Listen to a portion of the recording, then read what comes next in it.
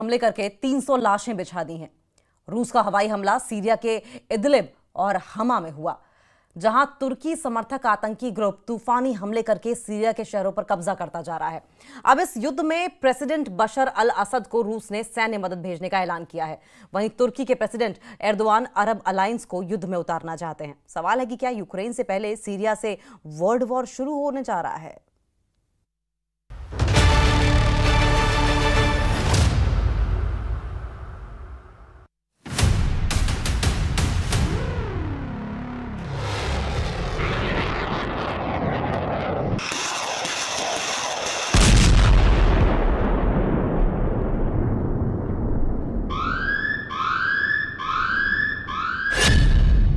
जो टकराव यूक्रेन रूस युद्ध में टल गया, जो भिड़ंत खाड़ी युद्ध में भी नहीं हुई, वो महायुद्ध अब शुरू हो चुका है। अमेरिका रूस के युद्ध का माहौल बन गया है। इस बार सुपर पावर से बचना नामुमकिन है।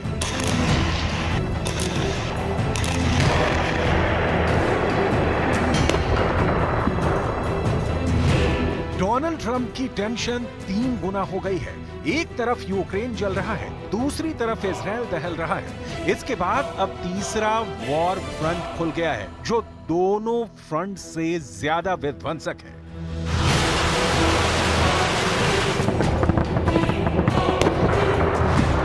ये युद्ध रूस यूक्रेन से ज्यादा विस्फोटक है।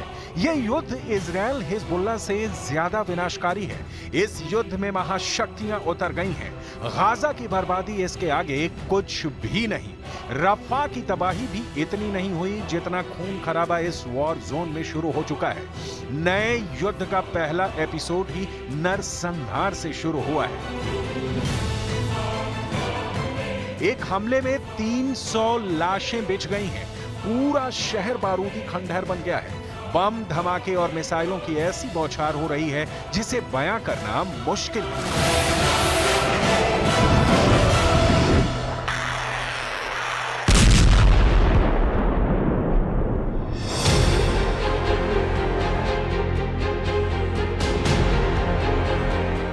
ये अलेप्पो है, सीरिया का दूसरा सबसे बड़ा शहर। यहां रूस वॉर जोन में आ चुका है।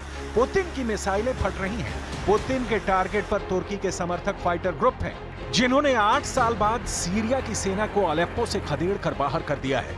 बशर अल असद को बचाने के लिए पुतिन फुल फोर्स में हमले शुरू कर चुके हैं, जिसके साथ ही तुर्की और सुपर पावर अमेरिका का बारूदी बैटल ग्राउंड में आना तय हो चुका है।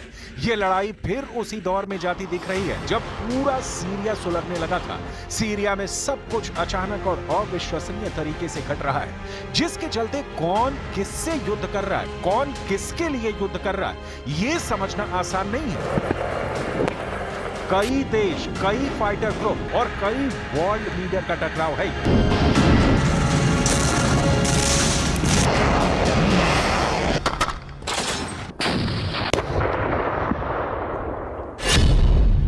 सीरिया के अखाड़े में तुर्की नुसरा फ्रंट, जिसे अब हयात तहरीर अल शाम कहते हैं, उसके विद्रोही लड़ाकों को शह दे रहा है। हयात तहरीर अल शाम सीरिया के राष्ट्रपति बशर अल असद से युद्ध लड़ रहा है, जिन्हें प्रेसिडेंट पुतिन का सबसे खास माना जाता है। ईरान और इराक और अरब देशों के मिलिशिया फाइटर ग्रुप बशर अल असद के समर्थन में युद्ध में कूदने का ऐलान कर चुके हैं। इजराइल सीरिया में हिजबुल्लाह फाइटर के खिलाफ हमले कर रहा है, जो बशर अल असद के समर्थक हैं। इजराइल के लिए अमेरिका इस वॉर जोन में है और नाटो सदस्य तुर्की को भी सुपर पावर का फुल सपोर्ट है।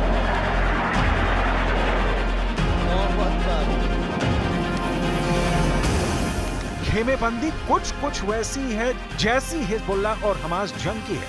फर्क बस इतना है कि सीरिया में अमेरिका और रूस का डायरेक्ट दखल है। यानी जो टकराव यूक्रेन युद्ध में चल गया, वो अब फाइनल स्टेज पर पहुंच गया है। पहला हमला तुर्की की शह पर हयात अल तहरीर लड़ाकों ने किया था, जिसका जवाब देने में रूस ने देर नहीं लगाई। अब पलटवार की बारी तुर्की की है, जिसका प्लान बेहद खौफनाक है।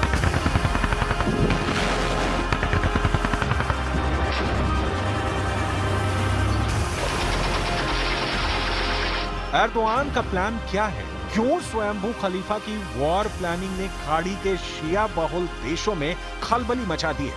जाने उससे पहले अलेप्पो से आ रहे अपडेट पर गौर कीजिए।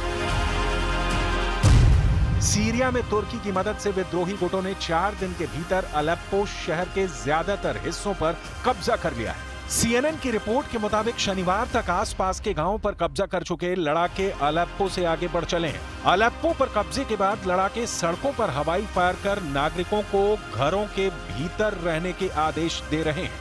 अलेप्पो पर कब्जे के बाद लड़ाके दक्षिण में हामा प्रांत की ओर बढ़ गए हैं। उत्तरी और सेंट्रल हामा के 4 कस्बों पर भी विद्रोहियों ने कब्जा कर लिया है। अलेप्पो के कुछ हिस्सों पर कुर्दिश लड़ाकों ने भी कब्जा कर लिया है। पिछले कुछ हफ्तों तक जो इलाके असद की सेना के कंट्रोल में थे, उनमें से कुछ इलाकों पर अब कुर्द लड़ाकों का कब्जा है। משך הפסקת האש תלוי במה שהתרחש בלבנון.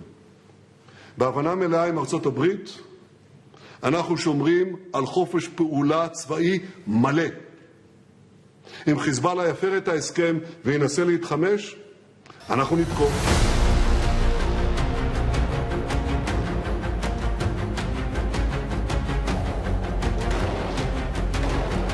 मतलब भीषण युद्ध का माहौल बना हुआ है, क्योंकि फाइटर ग्रुप सिर्फ मोहरा है। असल में ये युद्ध एर्दोआन अमेरिका के इशारे पर लड़ रहे हैं।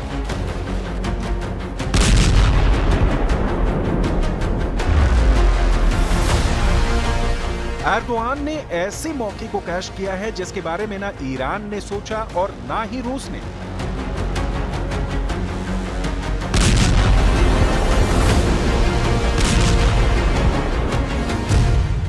ईरान मौजूदा वक्त में इजरायल के साथ युद्ध में फंसा हुआ है। वहीं बशर अल असद के दूसरे सबसे बड़े करीबी पुतिन इन दिनों यूक्रेन जंग में उलझे हुए हैं। रूस ने यूक्रेन से निपटने के लिए अपने ज्यादातर एयर डिफेंस सिस्टम और फाइटर जेट सीरिया से निकाल लिए हैं। उधर इजरायल युद्ध में फंसे होने की वजह से हिजबुल्लाह फाइटर भी बशर अल असद का साथ नहीं दे पा रहे हैं।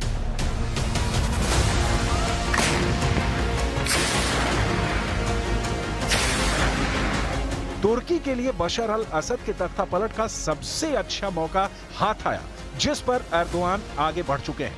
अमेरिका भी यही चाहता है कि सीरिया से बशर को बेदखल किया जाए। असल में बशर अल असद अरब वर्ल्ड में ईरान और रूस के सबसे भरोसेमंद लीडर हैं, जो कभी अमेरिका के आगे झुके नहीं। ना ही तुर्की के एर्दोआन को बशर अल असद ने ज्यादा तवज्जो दी है। साल 2020 में तुर्की और रूस के बीच एक समझौता हुआ था और इसके बाद सीरिया के उत्तर पश्चिम में लड़ाई रुक गई थी, लेकिन रूस को युद्ध में फंसा दे अब तुर्की ने अपना दांव चल दिया है। ईरान ने आरोप लगाया है कि इजरायल और अमेरिका ने तुर्की के अभियान को फुल सपोर्ट दे रखा है, जिसके बाद रूस ने अगले 72 घंटे में बशर अल असद को ज्यादा सैन्य सहायता भेजने का ऐलान कर दिया है।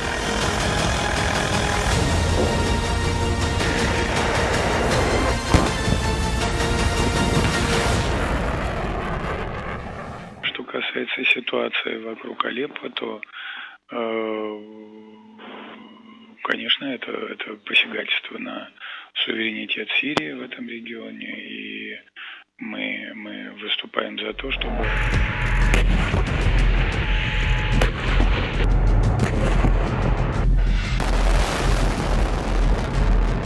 रूस की युद्ध में एंट्री होते ही तुर्की ने अरब अलायंस बनाने की कोशिशें शुरू कर दी हैं। एर्दोआन खाड़ी देशों का पावर बैलेंस शिफ्ट करने में जुटे हैं, जिससे ईरान और रूस का वर्चस्व खत्म किया जा सके।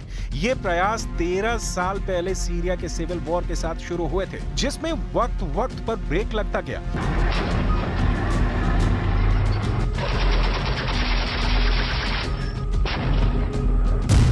2011 में अरब क्रांति के साथ ही सीरिया में गृह युद्ध की शुरुआत हुई थी। सत्ता पर काबिज बशर अल असद सरकार के खिलाफ फ्री सीरियन आर्मी ने युद्ध शुरू किया था, जिसमें आगे चलकर अमेरिका, रूस, तुर्की, ईरान और सऊदी अरब भी शामिल हुए।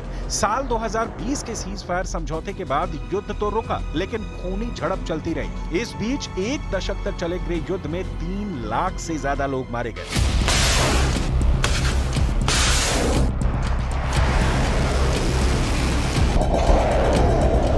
सीरिया के सभी बड़े शहर युद्ध त्रासदी में खंडहर बन गए, लेकिन न बशर टस से मस हुए और न ही तुर्की और अमेरिका को कुछ हासिल हुआ। बशर अल असद का दबदबा प्रेसिडेंट पुतिन और ईरान के समर्थन से आज भी कायम है, मगर कितने दिन तक कायम रह पाएगा इसकी कोई गारंटी नहीं, क्योंकि अमेरिका इस बार बशर को बख्शने के मूड में नहीं, ना ही इजराइल।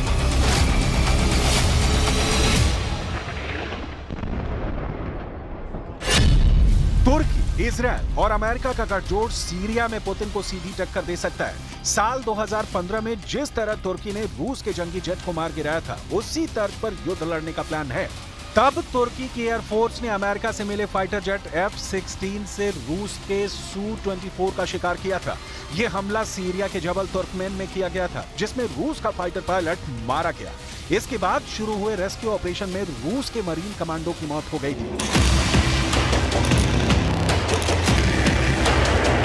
पुराने पैटर्न पर तुर्की सीरिया में वॉर शुरू हो चुका है, जहां हथियार अमेरिका के हैं, लड़ाके सीरिया के विद्रोही हैं, इजराइल का बैकअप है और टारगेट पर बशर अल असद की आर्मी है। तुर्की के लिए चुनौती सिर्फ पुतिन है, जिनके मोर्चे पर आते ही अमेरिका हरकत में आ चुका है। रूस अमेरिका के हथियारों की टक्कर होने लगी है। नाटो सदस्यों का रुख अभी क्लियर नहीं है, मगर नाटो के फैसले होते वही हैं जो अमेरिका चाहता है। सुपर पावर सीरिया युद्ध में मिली शिकस्त को भूला नहीं है। पुतिन से पुराना हिसाब चुकता करने के लिए युद्ध में डायरेक्ट एंट्री ले सकता है।